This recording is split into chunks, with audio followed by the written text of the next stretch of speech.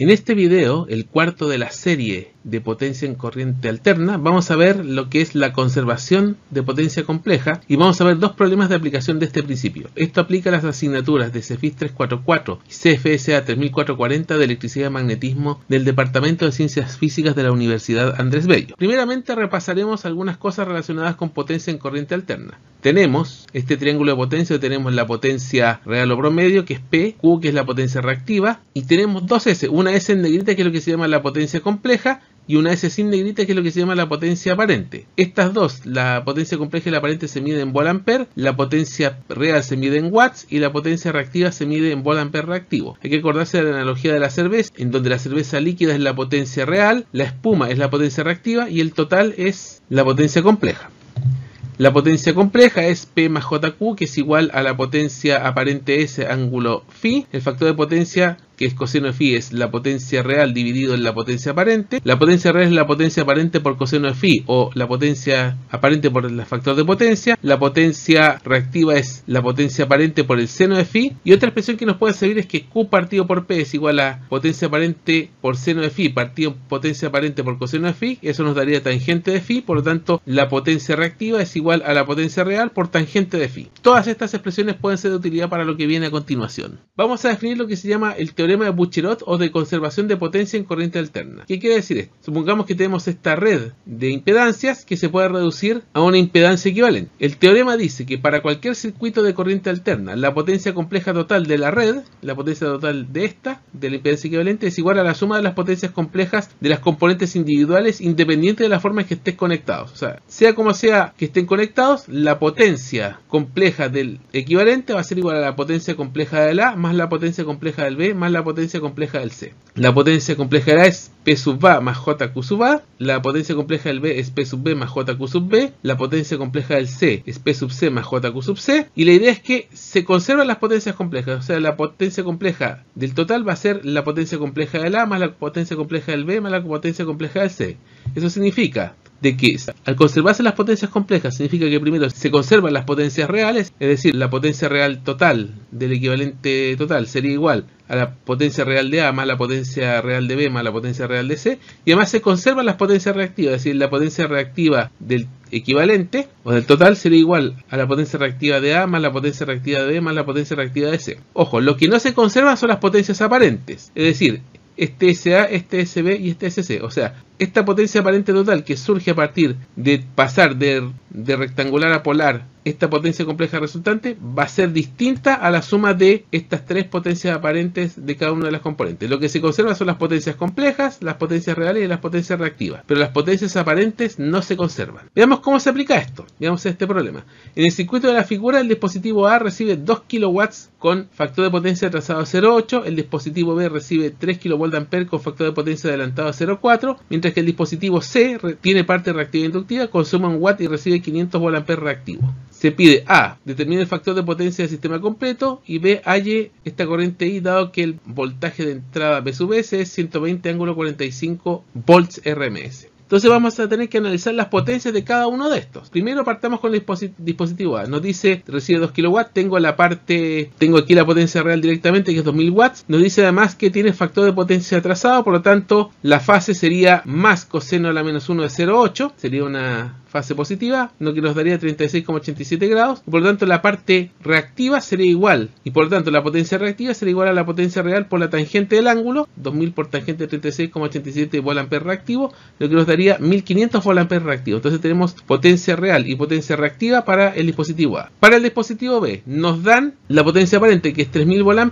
nos dicen que el factor de potencia está adelantado, por lo tanto el desfase es menos coseno a la menos 1, 0,4, es negativo, es menos 66,42 grados. Por lo tanto, la potencia real es el factor de potencia, que es 3000 por coseno de 0,4, que eso es exactamente el factor de potencia, watts, por lo tanto va a ser 1200 watts. Y la potencia reactiva es factor de potencia, que es 3000 por seno de menos 66,42 VA reactivo, lo que nos daría una potencia reactiva negativa de menos 2479,55 VA reactivo. Y el tercero, el dispositivo C, tenemos los valores directos. Potencia real 1000 watts, potencia reactiva más 500 VA reactivo. Con esto, la potencia real del equivalente total sería la suma de las tres potencias reales, 2000 más 1200 más 1000, nos daría 4200 watts. La potencia reactiva total sería la suma de las potencias reactivas de las componentes, 1500 menos 2479,55 más 500 nos daría menos 749,55 volt-ampere reactivo. Con esto podemos calcular la potencia compleja total, que nos daría 4200 menos J 749,55 volt-ampere, que en polar sería 4266,36 ángulo menos 10,12 volt-amperes. Con este ángulo podemos calcular el factor de potencia del sistema completo. Con un phi es igual a menos 10,12, que es menor que 0, por lo tanto es un factor de potencia adelantado, y por lo tanto el factor de potencia sería coseno de menos 10,12 grados, que es 0,9844. Además, tengo el voltaje de entrada, que es 120 ángulo 45 grados volt RMS, tengo el voltaje RMS, tengo la potencia aparente, que es 4266,36 volt-amperes, por lo tanto puedo despejar la corriente RMS, que sería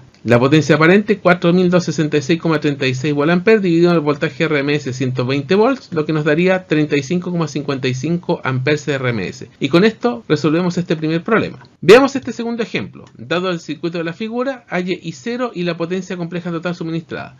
Va por una línea muy similar. Tenemos tres dispositivos. El dispositivo 1 nos dicen que tiene 4 kilowatts con un factor de potencia trazado 0,9. O sea, tenemos ya dada la potencia real, que es 4000 watts. El factor de potencia está trazado, por lo tanto, phi 1, el desfase sería coseno de la menos 1 de 0,9, que sería 25,84 grados. Y por lo tanto, la potencia reactiva sería la potencia real por tangente de 25,84. Y eso nos quedaría 1937,29 volt-ampere reactivo. En el dispositivo 2, que es este, tenemos potencia real 1,2 kilowatts o 1200 watts y nos dan potencia reactiva 800 volt-ampere reactivo capacitivo o con signo negativo menos 800 volt-ampere reactivo. En el dispositivo 3 me dan la potencia aparente, que son 2000 volt-amperes, y nos dicen que el factor de potencia está adelantado en 0,707. Entonces tengo la potencia aparente, 2000 volt-amperes, el factor de potencia adelantado, por lo tanto el desfase sería menos coseno a la menos 1 de 0,707, que es aproximadamente menos 45 grados, y con eso podemos calcular potencia real, que es potencia aparente por coseno del ángulo, o sea 2000 por 0,707 watts, que sería 1414,21 watts, y la potencia reactiva, que sería la potencia aparente por el seno del ángulo, o sea 2000 por seno de menos 45 volt-ampere reactivo o menos 1414,21 volt-ampere reactivo. Sumamos las potencias reales, 4000 más 1200 más 1414,21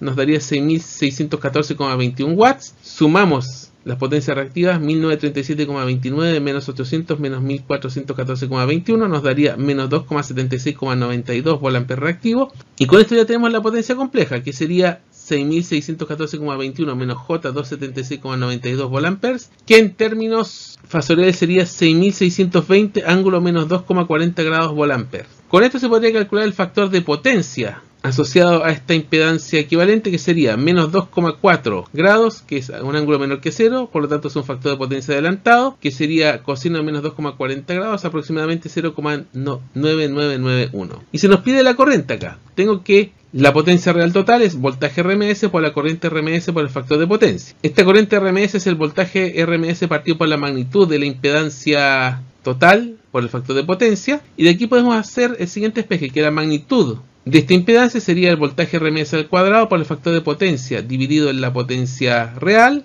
100 al cuadrado volt al cuadrado por 0,9991 dividido en 6614,21 watts, y eso nos daría una magnitud de la impedancia equivalente de 1,51 ohms. Por lo tanto, la impedancia equivalente sería 1,51 ángulo menos 2,40 ohms, y con eso podemos calcular el fasorial I0, que sería 100 ángulo 90 volts, que sería la fuente, dividido en la impedancia, que es 1,51 ángulo menos 2,40 ohms, lo que nos daría una corriente fasorial de 66,23 ángulo 92,4 grados amperes RMS. Y con eso damos por finalizado este video.